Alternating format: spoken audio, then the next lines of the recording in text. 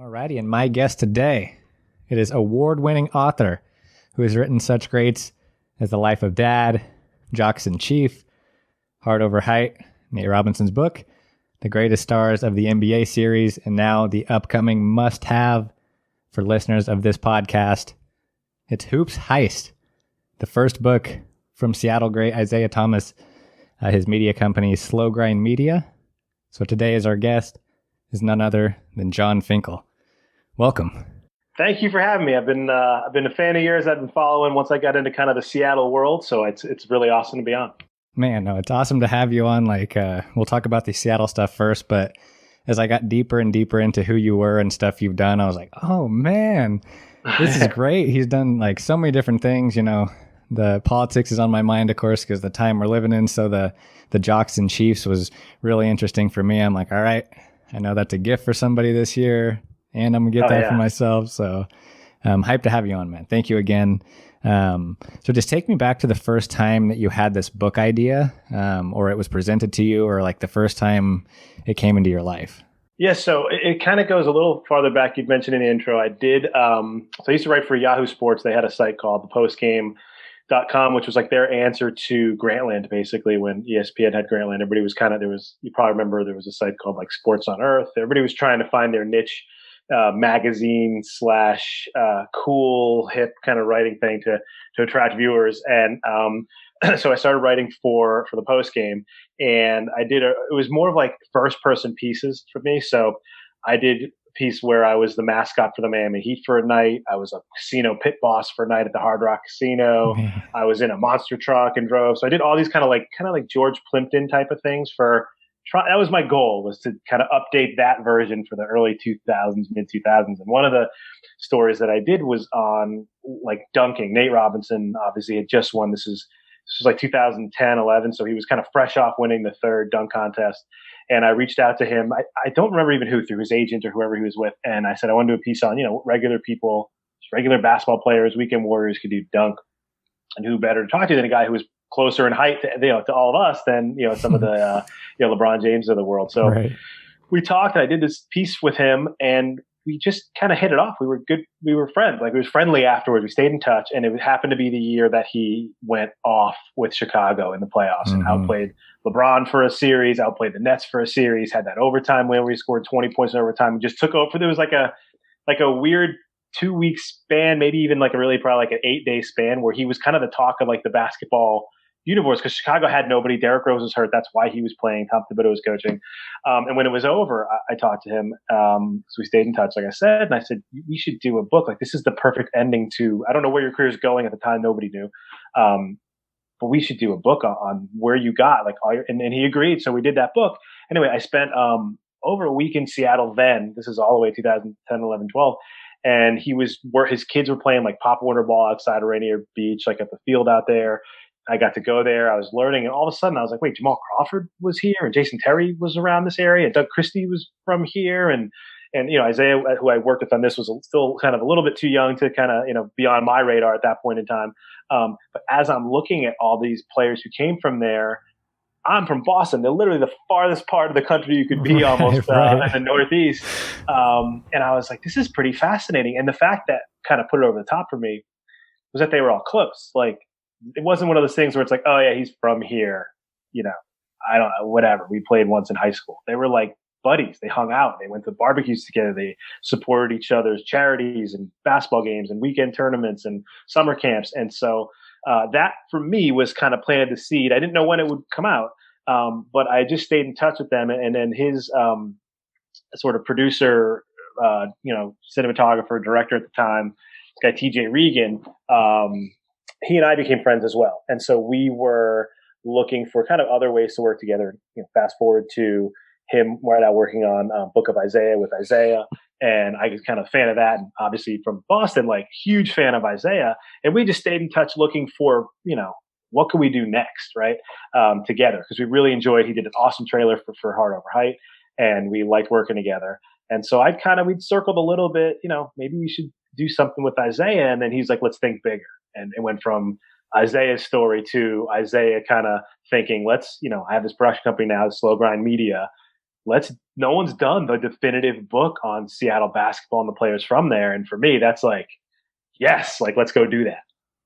Wow, man, that's such a cool story because you're putting it from a different perspective, and that's how I kind of came into it. I didn't grow up there, so all this stuff was new to me. All these names, you knew your Doug Christie's, your Jamal Crawfords, but then you would learn like this deeper level of names. And that's what I'm kind of interested in the book, to see how deep it got, who you talked to, like what was like, because man, it was I don't want to say shocking to me, but it was different.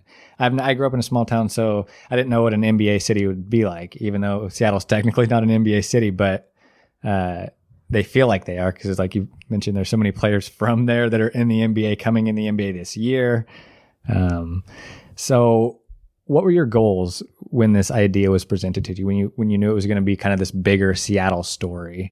Well, the first goal is always, don't screw this up, right? Like, I'm not from there. The last thing you want to do is be the guy who writes the book and they're like, well, yeah, he doesn't know squat. Like, he whatever. Like, I mean, yeah, he talked to some people, but he doesn't know. Like, the first thing you always think about is there has to have been, some beat writers for, Seattle PI for years and years who maybe could have done this, but sometimes that's why they don't, right? They're in it all the way through. You can't get the outside perspective really of what the team meant to the nation as a whole, basketball fans as a whole.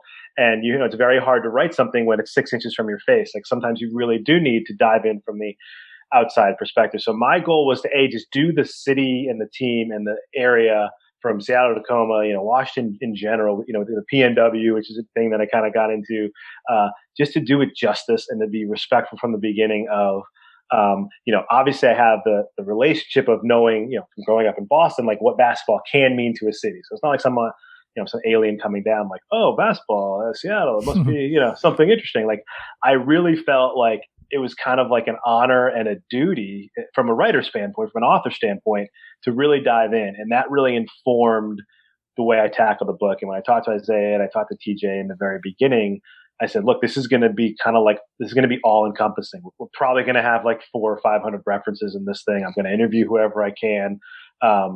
And it's going to very much be a history of Seattle and sports, with the Sonics leading the way. And then that's why the book we can get into later is kind of broken up as it is, like the franchise and the legacy, because they're one story, but really, especially when the team left, the team itself meant so much to these individual players who went on to do things in other cities and with other teams and win championships in other places.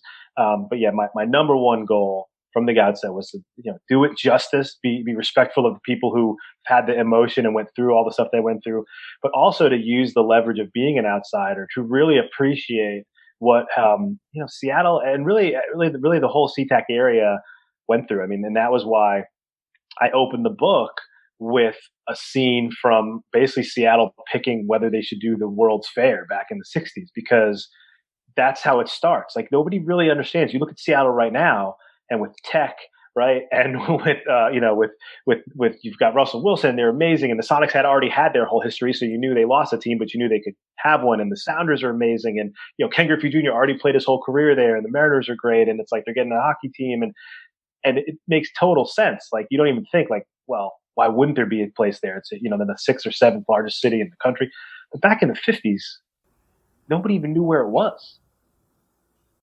Man, I love that perspective. I love that. It makes me think of that's such a large scope, being able to open the book like that and connect it the way you did. That's a pro move. So when you're starting out with this, is it a Google Doc? Like, all right, you got your goal together and you're going to start doing interviews. Are you putting just people's lists, names on a list? Are you putting like ideas or topics you want to challenge? And then just kind of take me through the process of like starting it. And that's really interesting to me. Yeah, so it's big, right? That's kind of the word that comes to mind when I was telling my other author friends and just friends in general who care more about media and the writing side than just general friends who are like, cool, dude, like people who kind of maybe put books out and other writers that I know. The word that kind of kept coming up was, well, it's a big book. It's you do kind of these all encompassing, like towering biographies. I've done them with some other athletes, but I'd never done like a full city plus the athletes. So you have to you start off big and you realize, what can I cut out? What's, how do we structure this so that it's focused and it has a cool through line for a reader who's from Seattle, but also a reader who likely is just a big fan of maybe Kemp and Peyton and those teams. But, it's a good gift, or, you have to take all those things into consideration. So from the kind of the writer dork part of it, it was this really long outline of everything I could think of before I did any research. Right. I just wanted to write down, like, what would I want to know if I ran into you and you wrote the book and you were like, have you ever heard of this book? We didn't even have a name yet, it's the history of Seattle basketball and all the cool players that went there. What would have to be in there to pique my interest? Just because if you go too granular off the bat, people are like, oh, that's interesting how they got Jack Sikma. But it's like, I, at the time, was like, I remember that name. What was Jack Sikma's deal again, right? So that was the first thing I did. I luckily had, with Slow Grind, 2 researchers to help me out. So once I did the one that I didn't know, then I dove in myself personally. And I spent, probably a week just researching archives. And again, I actually thankfully had been there for a while with Nate and kind of had notes on a lot of things, especially with the Rainier Beach and University of Washington, which is a bulk of what some of this stuff is. So that really helped a lot. And as I was moving forward in the process of it, I just started outlining sections, kind of not really worrying at that point what would be in there and what I might throw out.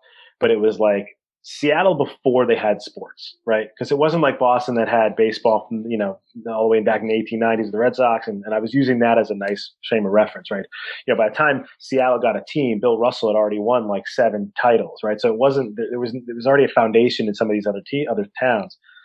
And so once I had that, I started kind of doing 5-year chunks, right? Like, okay, so 1950, what was the big moment in Seattle? Well, the World's Fair set the stage for all of this stuff for Seattle. So got to dive into why they needed it, why they wanted it, what it brought there. Well, it brought, at the time, the Seattle Coliseum. It brought Space Needle. It brought crowds to Seattle. It brought the idea, there had already been some college sports. So the USC's, some of the back then it was like the Pac-8 teams had played up there. So they knew there was a sports culture. And then it was, okay, well, who were the guys who thought Seattle would be a good city and why? So let's talk about those guys. And then, okay, so then obviously, what did it take to have a team? What was that pre-first year like to the first year? First year I spent a lot of time on, and then like most, expansion teams, the next couple of years are just kind of shoddy. Very rarely is it exciting. There's ups and downs. But the next big move was, Bill Russell, right? So then it was like the Bill Russell era. And I just kind of went every 5 years all the way up to now. That's I'm so impressed by that amount of research. Like, I think I do a lot of research, but to take it back all the way you took it back is so impressive. And sometimes, you don't find anything. Sometimes it's just the practice of doing it, but sometimes you'll find something like gem amazing that you're like, wow, I spent the time to do this and I was rewarded. So many of those in this book. Yeah, I was going to ask, is there one that you might be able to share with people, something that surprised you, something that you were interested, like, you get that giddy feeling in your stomach, like, what? I found this. This is mine. I can share this. It's cool. So I have the 2 guys who researched with these guys, Vince and Danny, and they were really great with I would set them off on like, okay, we need to find out these things. And, we're in newspapers.com and archives and YouTube and all the videos we can find. But in the meantime, I kind of take the bulk of the kind of the minutia that's going to tell the tale, of the book on myself. That, that way I'm more familiar. I know what I need. And so I was reading the very beginning of the Seattle, and I was like, well, now it's obvious, like, oh, Boeing, Seattle, you think about that, right? But as I'm reading about Boeing and the history of Boeing, and Bill Boeing was he made boats, which I didn't know. He made boats, in his spare time, he liked to test planes. He tested a plane. It didn't do so well. His thought was, I could build a better plane. And the next thing you know, you have Boeing, World War II shows up. They have this massive influx of needing planes in the United States. They get a contract to build them. It's pretty amazing. So one of the things that happens from there, obviously, is people start talking about there's the Concorde, and they start putting together their ideas for a supersonic transport plane. They call it SST-1, supersonic transport plane. Right around that time, Dick Vertlieb and Don Richmond pitch Seattle as a team. They do a name the team contest, and like 40% of the entries pick either Sonics or Supersonics as a team name. Now, this all seems totally legit and normal in hindsight. And even as I tell you, it makes total sense. But nobody is actually looking at the Supersonics name and thinking, oh, it must be named for the plane that they built in 1970 to compete with the Concorde in Europe called the Supersonic Transport. Now, the crazy part about it is the year that the Sonics actually like bottomed out is the year that Boeing lost the contract for the Supersonic Transport, and they never even built it. And when you're doing research, when these things tie together, when you're like, wow, that was a really crappy year for Seattle. And that was 1978, the year they started the season miserably, before they brought in Lenny Wilkens, before they had maybe one of the greatest turnarounds in the history of all professional sports. Before that was the day that the Concorde, the plane that the company that beat them, landed in New York to stick it in America's face that we didn't have Boeing and they didn't do it. And when you're, these things only tie together to, writer nerds like me who are like, whoa, you're seeing them. It's like you're watching two missiles colliding from, a month of research away. And you're like, wait a minute, that's why they had that. And so, to me, that was just from a big picture. There were a ton, and I can go into them later, some of the real little intricacies of players and relationships and where people were at certain times. But from I'm sure people in Seattle might be saying like, well, duh, but I don't know if that's true. Like, you don't really think too much about where a team name came from or how or why. But for me, from the research side, I'm seeing Boeing in the 20s and 30s and 40s growing to the company that it is, the team over, way over here, and then somehow it collides with the name. And the funny thing is they didn't build the plane. Oh, wow. That's awesome. I appreciate that. I appreciate that research. So take me through some of the interviews that you did. Like how many you think you may have done, who stood out, what they were like. Well, one of the things that I did, and early on, I changed a little bit of what my mindset was going to be. So in the beginning, my plan was to interview like everybody who played on those, those early teams. I wanted to get, Slick Watts and Freddie, downtown Freddie Brown and, the Wizard and, everybody I could find that was around, all the role players, because that's kind of how you do these books. And then as I was talking to TJ and as I was talking to Isaiah, I was like, this stuff is now 50, 40 years old. They have luckily, done at the time, they were a national, Seattle was big enough. They had 4 newspapers or 5 newspapers covering them. You can get almost all the post-game articles nationally and locally on all this stuff. The quotes from at that moment in time. Because what happened was, and I won't call out the person because it doesn't even matter, but I was listening to a couple of the players and coaches on newer interviews over the last, say, 8 or 10 years from those early days, even from the 79 championship. And it's completely a human thing. But it doesn't match up with what happened. And what, you end up telling a story, and I'm sure these guys have spoken at a million dinners. They tell the better version of it. Here's what they were feeling at the time. But it's actually, and I do it myself. If you ask me that, I'm sure I'd make up a story by accident about a book I wrote 8 years ago. You just kind of put together a version that sounds good that people will like. And so for those early years, I actually reversed course and I was like, look, Slick Watts wrote a book and, Bill Russell wrote 3 books and, Lenny Wilkens did, countless interviews and post games for every game that he was coached. Like, I really want to bring people into the moment of what it meant at the time rather than reflect backwards. So my plan was for the back half of the book, which is the legacy part where I talk to, Isaiah and Nate and Jamal and Doug Christie and Ray Allen and all those guys. That's kind of the reflecting back on what the team meant and to the city and all that. But up until really Ray Allen and I interviewed Kevin Durant and all those guys because they're it's new that Kevin Durant remembers playing there 10 years ago, 12 years ago. Up until that, I relied on research, interviews, old radio interviews. You can get a lot of this stuff now. Information requests from yearbooks and old programs that I got. So I think it worked out better. I guess it was probably a little bit of a gamble. It's everybody's words, but from those early teams, 80s, not early 80s. Cause I talked to Sean Kemp. I didn't talk to Kemp. I talked to Gary Payton. I talked to some of the other guys. But from really 90 earlier, I went with the actual research and the quotes because I just early on I found too many things not matching up, and I was like, I just didn't want to be in the position of, because this was so well researched, having somebody say this happened in 78, but it was really 76. This is the way they felt after this game, but it was actually, they didn't even play in that game. Like that stuff happens when and again, 40 years ago, 50 years ago. Right. Nothing malicious about it, but nothing malicious about it at all. And I think, and I'm, biased, but I think as I've reread it and we've had a bunch of, pre-readers go through it. it reads like you're in the moment all the way up till basically they lose Kemp and Payton. It's just you're there, you're reading the post game, you're going through the seasons with them, you're going through the playoff runs with them, you're going through the championships and the '90s teams and all of that stuff. And then after, when it goes to the legacy part, we get some perspective on what the team meant and what those times meant. So that was why I broke it up that way. And I think these other books, I've done other books where I probably would not have done that, but just the timing of it was just so far back that I didn't want rewriting history to collide with actual history, Mm-hmm. And like we talked about in the beginning, coming from not being a local of Seattle and having to tell the Seattle basketball story, how are you handling, not looking at it through rose-colored glasses and having to be honest and having to do this deep research that may not line up with some of these interviews that you've done? Well, man, I'm going to tell you, the first one was big. The first moment that it really hit me was growing up in Boston, right? And the age that I grew up, growing up, Larry Bird, Kemp Michaela, Robert Parrish, Dennis Johnson, all these guys, right? These are the teams I grew up with. I was a little young for all those titles. I actually, unfortunately, my first real hard Celtics memory is Reggie Lewis dying. So that was it's 12 or whatever when that came about.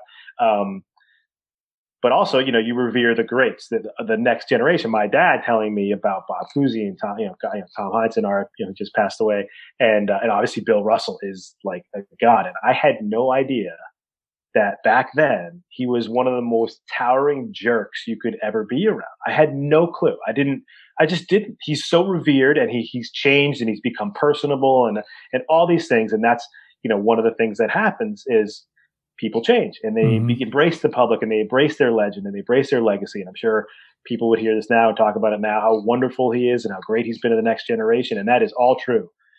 But to a man, most of those players could not stand him. He was a jerk. There's other words they use that I won't use.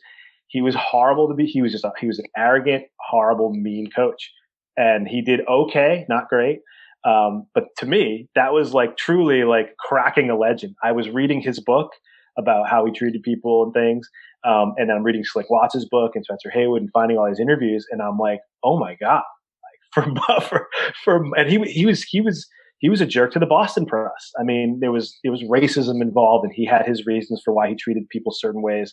But at the end of the day, when it came to him treating his players, which were the Sonics, he was an awful guy to a lot of them, and he did okay. There was some winning moments. I'm not making it sound like everybody was tortured, but there are plenty of quotes from guys saying lightly, especially back in the '70s when they were didn't know where he was going to end up in the NBA. That there was I think Slick Watts has a quote where he's like, yeah, for a lot of guys it was, for a very few of us it was maybe a love-hate relationship with him, but for most people it was a hate-hate relationship. That's honesty you're looking for, but it's a responsibility with that honesty. You're like, all right, how do I say this right? How do I am I going to be the first one? That's why I was protected a little bit by just using the quotes from that time. What they said then in the 1974, post-game press conference, what they said in preseason, what Slick Watts said being interviewed, 2 years later here, that's what they said then. So, if I interview one of those guys right now, they may not be as open about saying how much they couldn't stand Bill Russell, or, how much so-and-so was a jerk, or however they felt about losing, or, the guy they replaced Bill Russell with. I always blank on his name because there's a million names in there, but he only coached for, he was his cousin, and he was a super nice guy, and Sam Shulman thought he would be great. And he was horrible. They all liked him, and they were miserable. So it was a miserable time, maybe, other than the last couple of years before the team moved.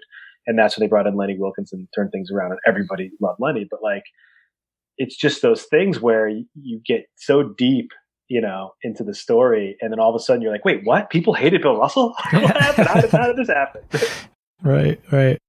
Yeah, it's so funny. I got to see Bill Russell come to the crossover in 2018. Maybe it was even 2019 that he came.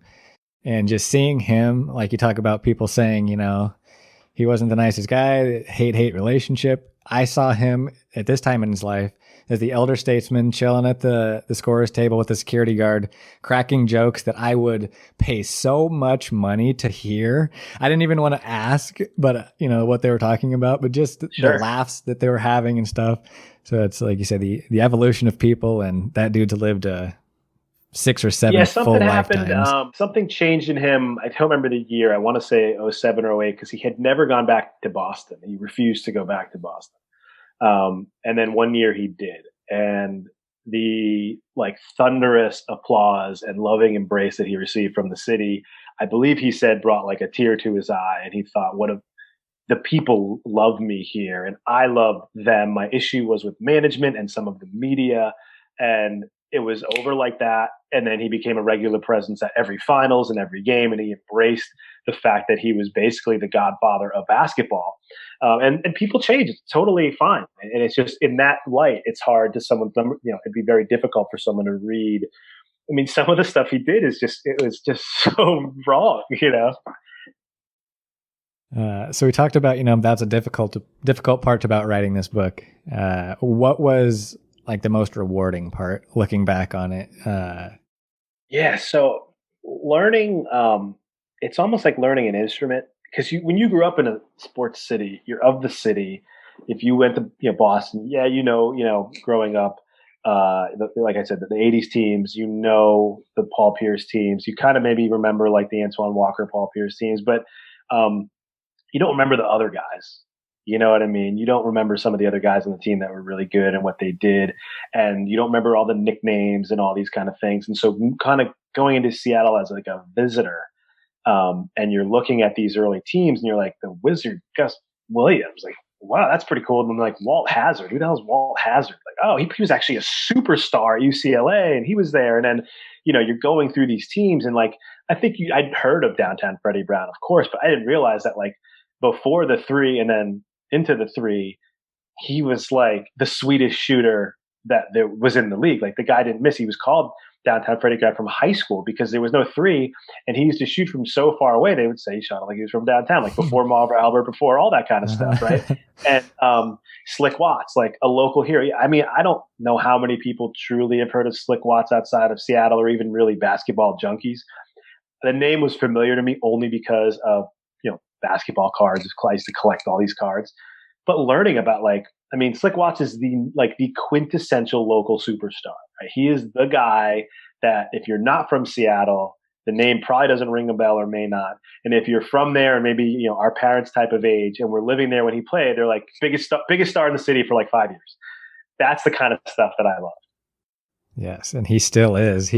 I took a picture of him and Jamal at the Pro-Am one time, and he has this essence and presence about him that is just the coolest guy to be around.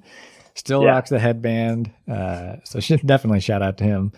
The legacy part is something that really interests me just because of all the interviews I've done with a lot of these people and learning about like my era, or the thing I learned a lot about was like the post Sonics era, kind of what the fallout, what was grown after that in this community.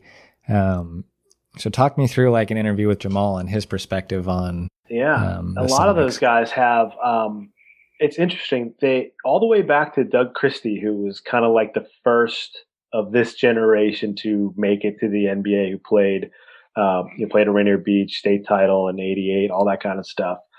The fascinating thing is all of them have very deep stories about what the Sonics meant to them growing up, whether they grew up in different parts of the city, they grew up without any money or doing well, whatever it was.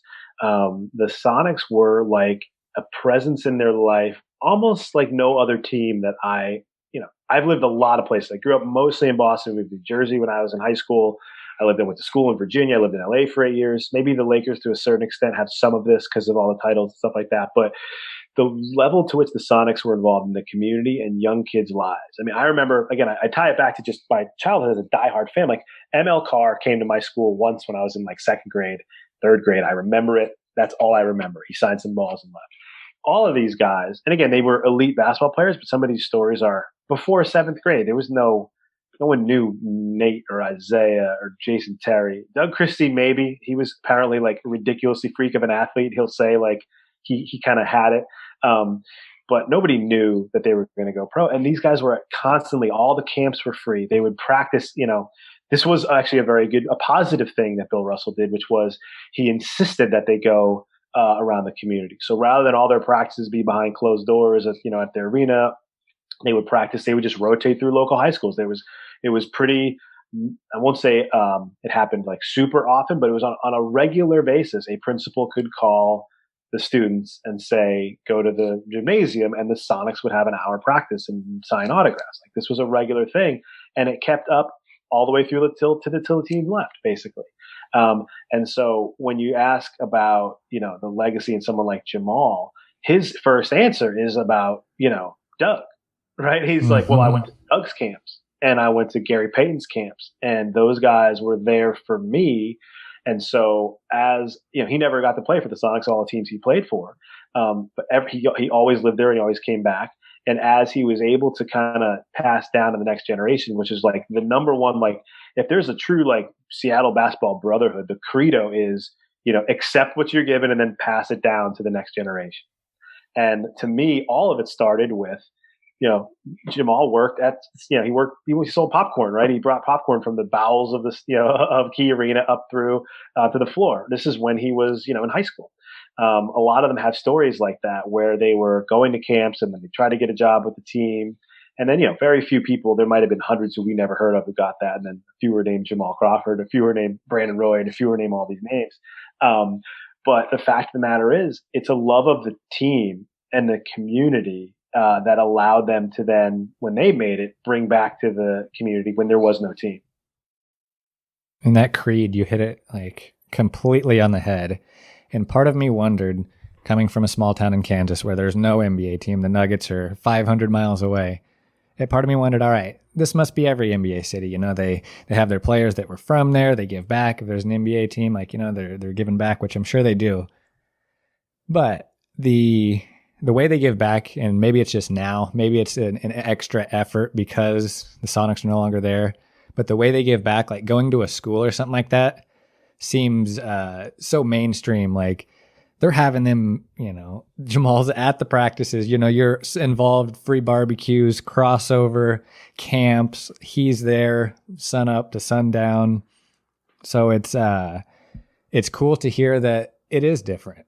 I'm not just looking at it through rose-colored glasses. No, I was kind of on a mission to, you always want to set up a thesis for a book like this and try to prove yourself wrong, because if you don't while you're writing it, someone's going to come out and be like, well, that's BS, dude. Like you didn't even know, right? So every time I did talk to somebody, I specifically asked, like, how did it compare? So one of my last interviews for the book was with Ray Allen, who played in some of the most passionate cities, and I asked him, just point blank, like when you got traded from Milwaukee, your first, impressions there, did you do the amount of community service? Like specifically, like, did you go to schools? He said, well, every team has those initiatives, but Seattle was just more and different. They would plug you right into the places where they knew it was needed, the middle schools, the high schools, the camps, the churches, the community organizations, whatever it was. And everybody said the same thing. When I interviewed Kevin Durant, it was the same thing. They all had this like, it's just different. It doesn't mean that other cities aren't, whether as good or whatever it is, but when it comes to that community connection, it's different. And you can tell because, the guys who I interviewed in the legacy section in the book, all 8 of them, nobody knew they were going to be NBA players, but they all had stories of going to camps and playing with and knowing the NBA players. So if these guys who did make it to the NBA have those stories, there must be tens of thousands or even hundreds of thousands over the 40 years who have the same stories who just didn't make it to the NBA. I mean, Gary Payton said that he used to have these contests at his camps. And he would stay there all day. And he took a nice shot at Michael Jordan when I interviewed him. He's like, Michael Jordan, he's not at his camps. He might have gone.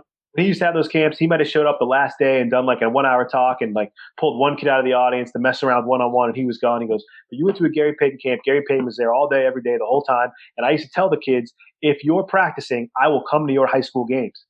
And you had Gary Payton at the high school games. And I was interviewing Isaiah, and he's like, yep. He would just show up because he said he would. Wow. That doesn't happen in other cities. It's crazy. Right. Right, because you know how much they have going on and how easy it is for them not to do that, how much of it is to go out their way and do that and remember. You mentioned KD, and he spent whatever it was, a year in Seattle. Yeah. And he could have easily forgotten that, could have easily moved on. He's played a lot of different places. What do you think? Was it because they were different? What stood out to him to make him remember that in such a fond way, his time in Seattle? Yeah, I'll use his own words. It was when he went back, when he got drafted and he started playing there, he couldn't, he'd only had a year at Texas. I mean, he hadn't really, he traveled AAU like a lot of the guys did, but he didn't have a whole lot of life experience, let alone basketball experience. But he gets there and he starts scrimmaging and practicing, going to all these games. And it's all the NBA players from all these different teams, but they're from Seattle.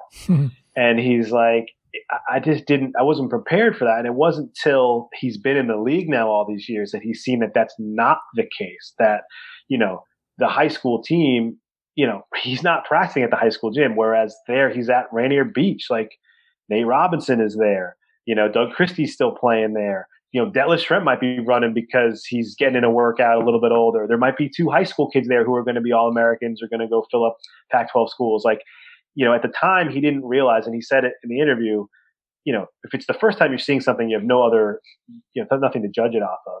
You don't know if it's special or how special it is. And he said the reason he wanted to make sure we spoke was because he's realized now as a veteran and accomplished everything you can accomplish in basketball, that Seattle was a special place. And that he wanted to make sure, when I presented the book and Isaiah presented it to him and his team, and I know they're friends, so it's a little different. I'm like he's like, hey, I got this cool thing I'm doing. And then he's like, we'll talk to John, right? And I'm like, well, here's the scope, right?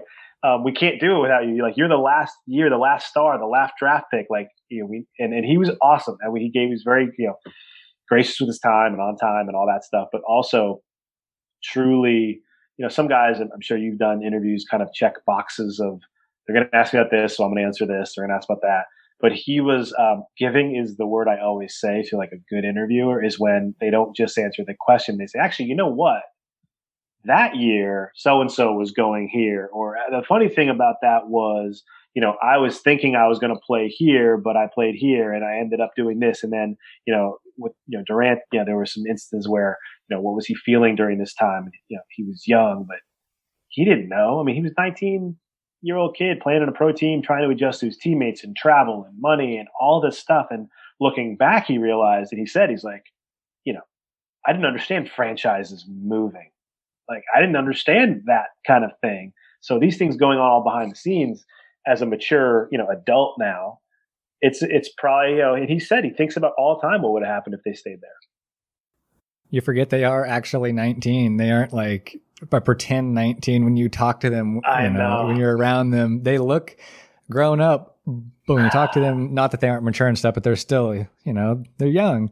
There's a couple things I want to hit on. Like, you're right. They're practicing at Rainier Beach. I can guarantee you, as long as this isn't against the rules, which I don't believe it is, like Paulo Banchero, next up out of Seattle, this crazy high school player is in the gym right now. I guarantee, I don't know if it's at Rainier Beach, but he's playing with Isaiah Thomas and Jamal Crawford, and he's getting it in. So that that creed, pull the next guy up, take what you've been given, and bring somebody else up, send the elevator down. That's still happening, and it's stronger than ever. For sure. And then just to take like a halftime, how do you process these interviews? So I know as a podcast, it just, boom, it stays audio, but you're talking to these people, it's got to get to text. How long does that take? Is there a trick to it? I came up with, I don't even know what to call it. It's just like I call it like a keyboard smash that I can understand.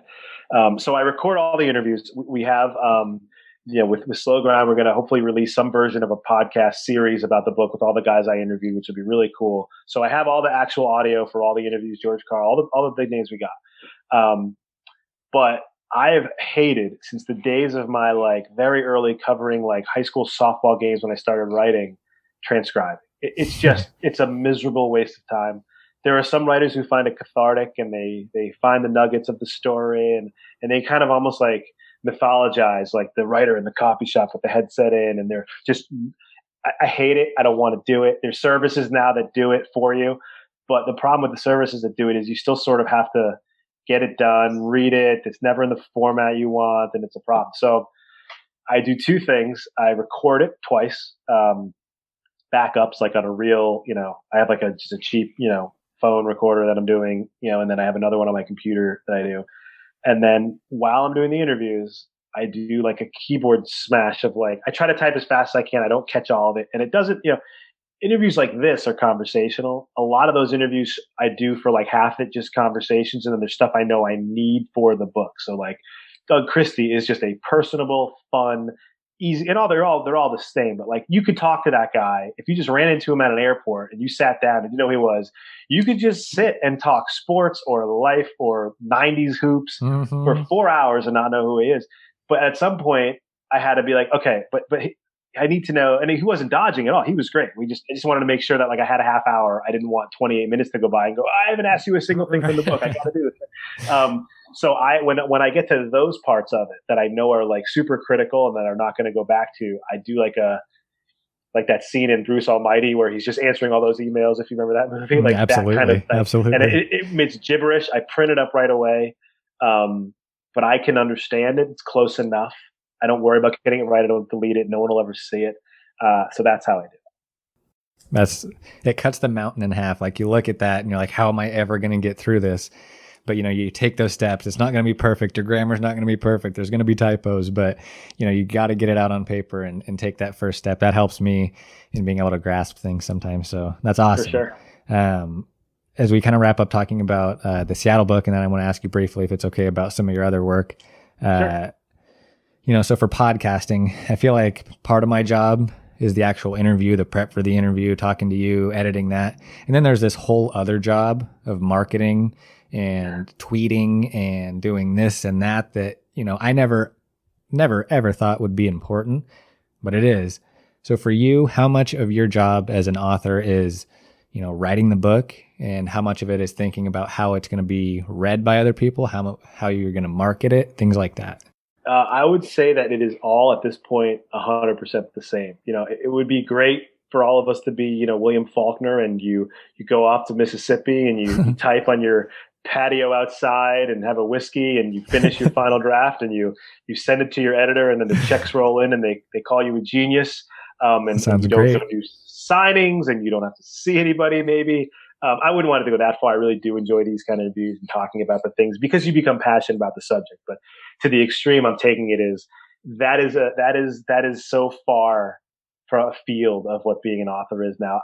I'm sure there are authors who can be successful and maybe are just handing in a book and not doing much based on their reputation, and they probably deserved it. I can't name who they would be, but I'm sure they are. But if you look at the authors now who are getting to do, I'm not putting myself in this category, but books like this that are fun and exciting and you're passionate about doing, I won't even separate the author part from the promotion part. The whole time you're writing, you're thinking, this will be a cool post. This will be a cool tweet. We can market this. We can talk about this.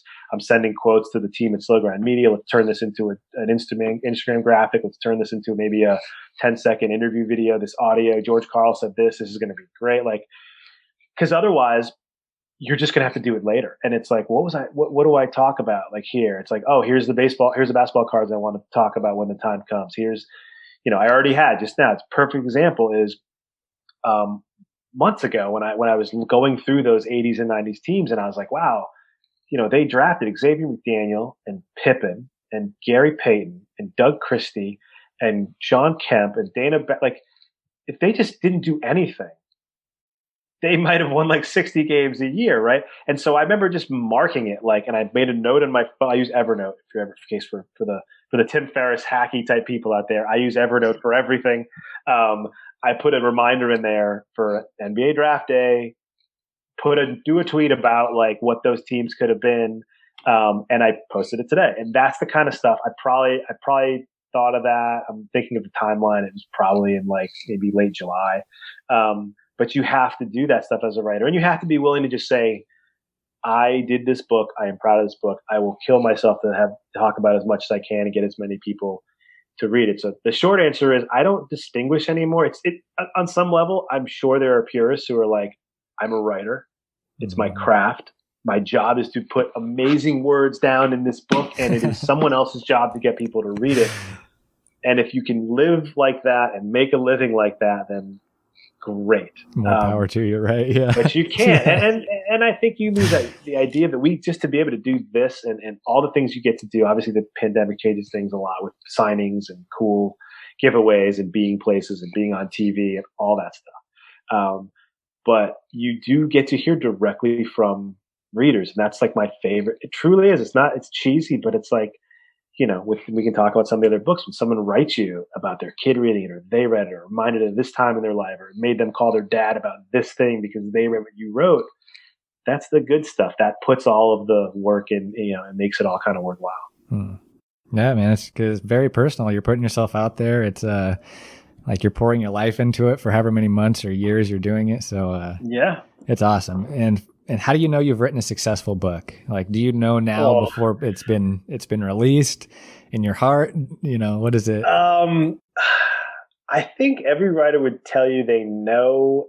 They don't know if it's going to be successful. That is, what's the business term is like the ROI or K, or what do you want to measure it with? So it's like, if everybody in Seattle loves this book, who was there and lived there, is that a success? If it's a crossover to larger basketball universe, is that a success? If it becomes some sort of, which slightly has like a de facto kind of modern history of the Pacific Northwest and Seattle in general, is that a success? So I think that ultimately, I like to put it this way, and I talk to a lot of young writers. I speak at a lot of journalism schools.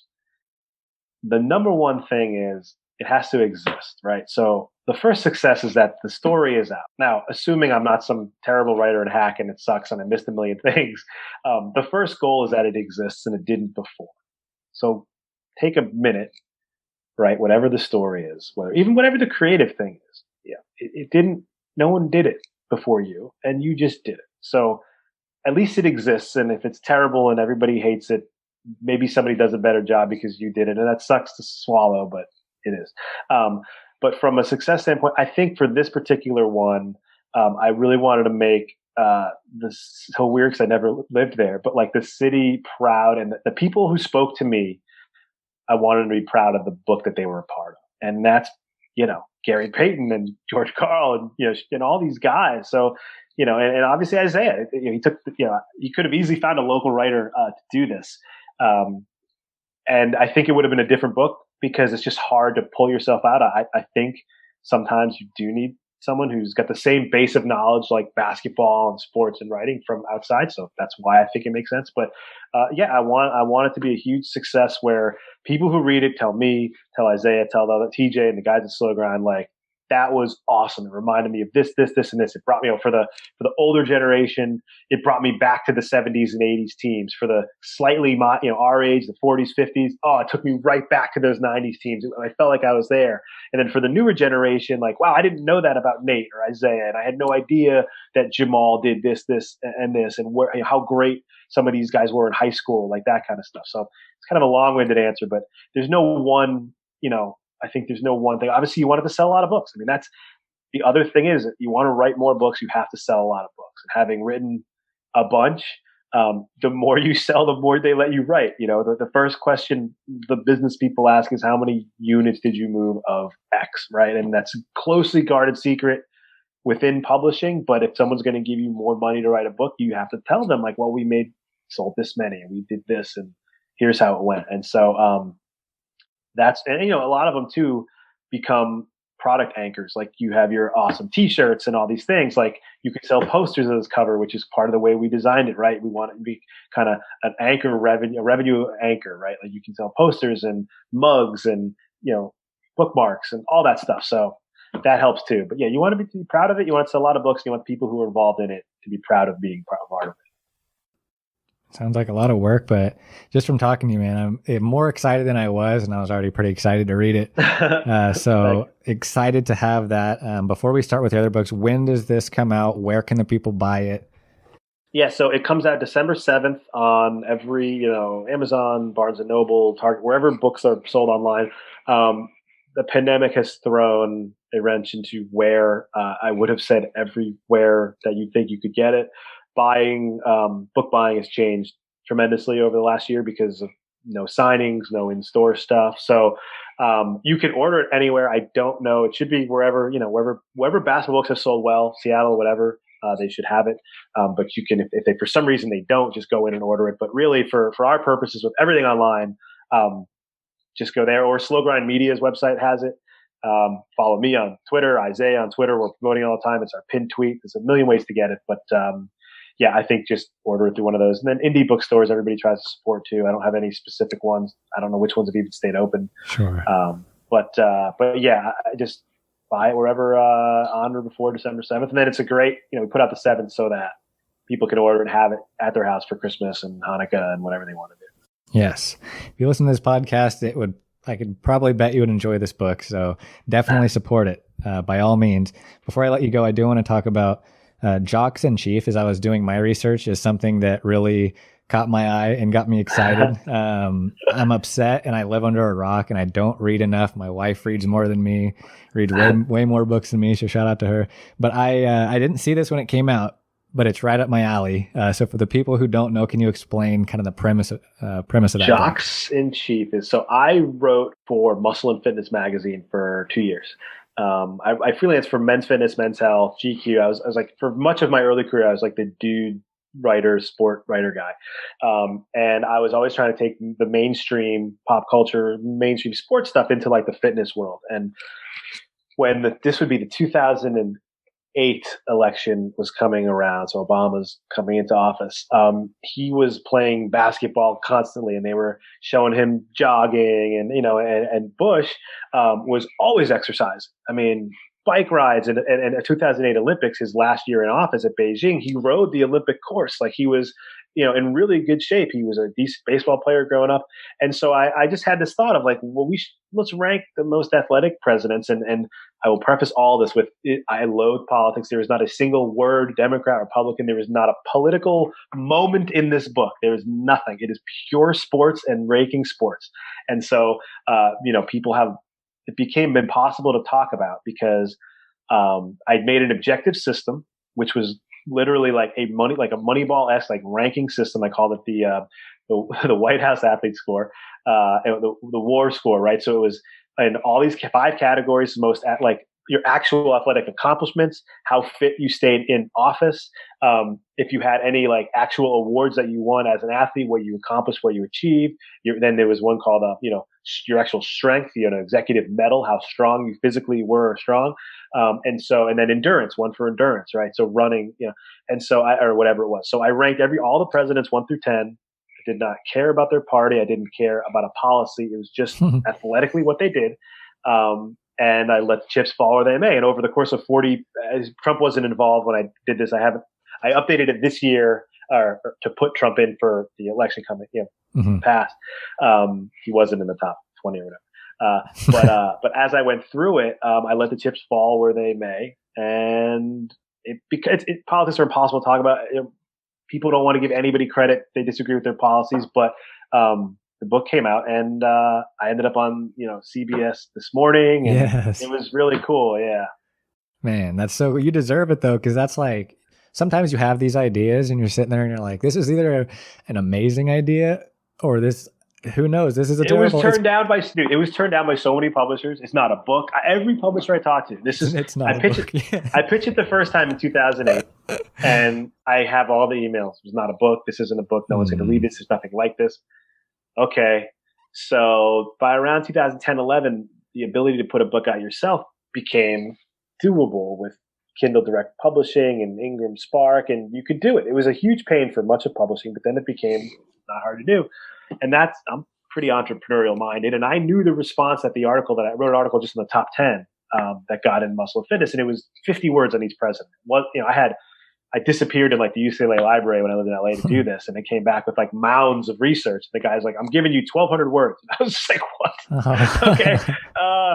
10 presidents, 120 words a president. That's an intro. So 80 words a president. Like what? God. So, but when we put it out there, the response was unbelievable.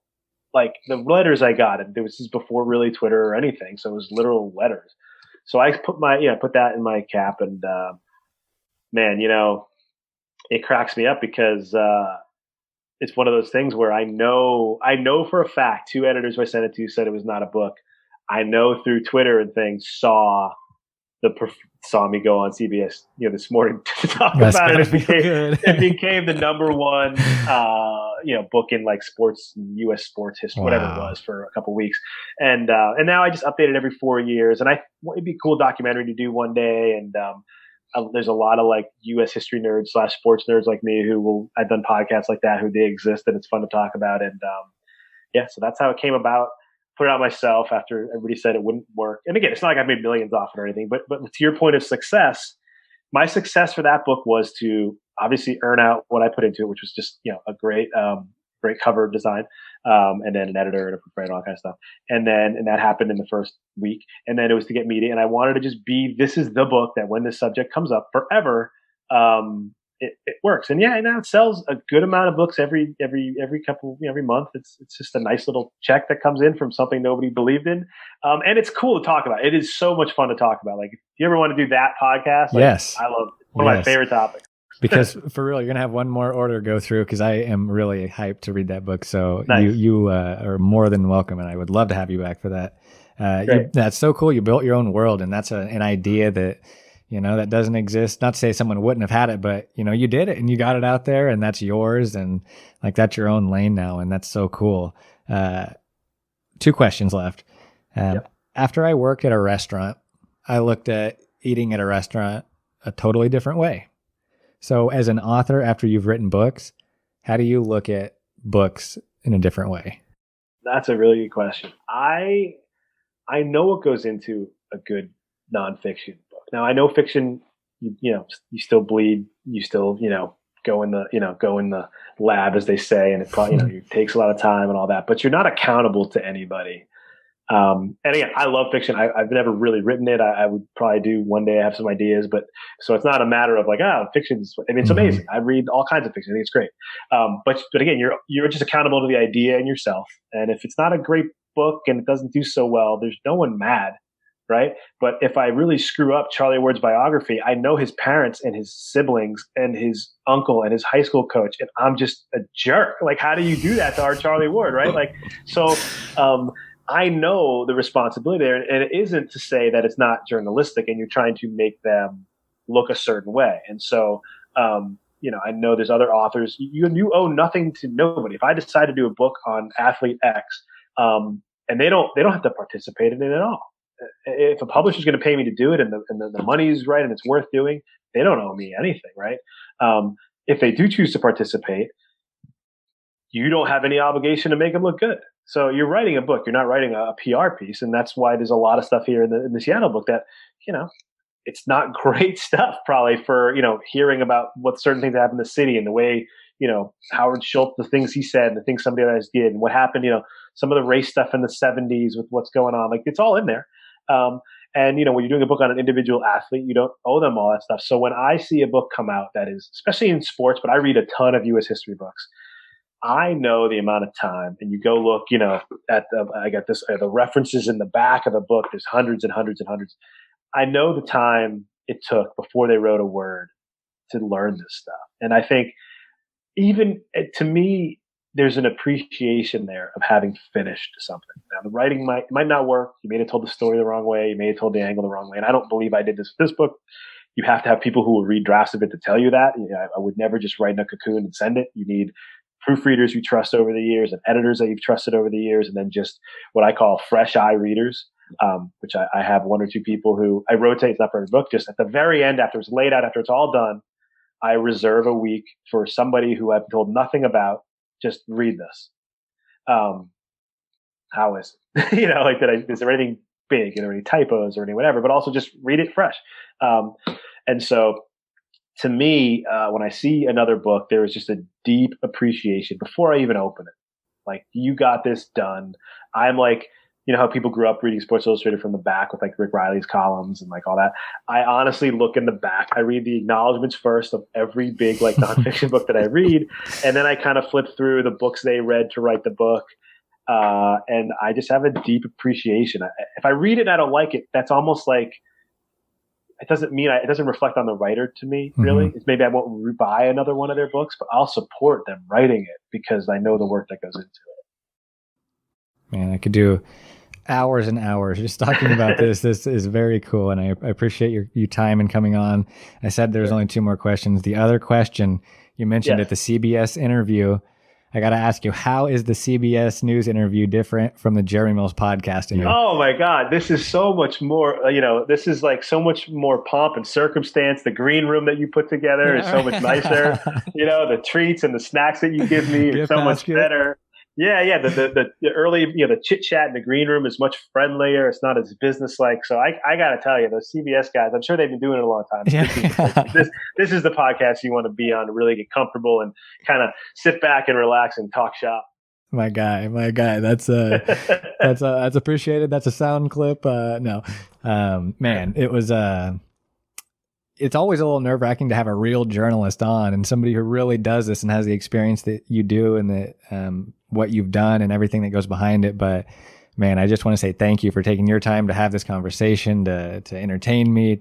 I would, again, love to have you on again in the future to talk about your other books. And again, go support this. If you have made it this far, you obviously like this guy. This book is going to be great. Hoops Heist. Order it December 7th. Pre-orders available now, I do believe. Yep, the pre-orders are available now. Just go on. Like I said, I'm at Jon_Finkel on Twitter. Same with Isaiah Thomas is his name on there. And just go on, order it. Great gift, great book to buy. Pre-orders are huge. It's just this little thing in the publishing industry, but pre-orders are big. They're as big as the orders afterwards, and it gives the book a lot of momentum when it actually comes out. So the day you listen to this, just close the app after you're done, rate your podcast, tell everybody it was great, and then go buy the book. Man, he knows how to do it. That is a true professional. It's Jon Finkel and the Jeremy Mills podcast. We'll see you again. That's what we'll say. Sure. Thanks for having me on, man. Really appreciate it. It was a lot of fun.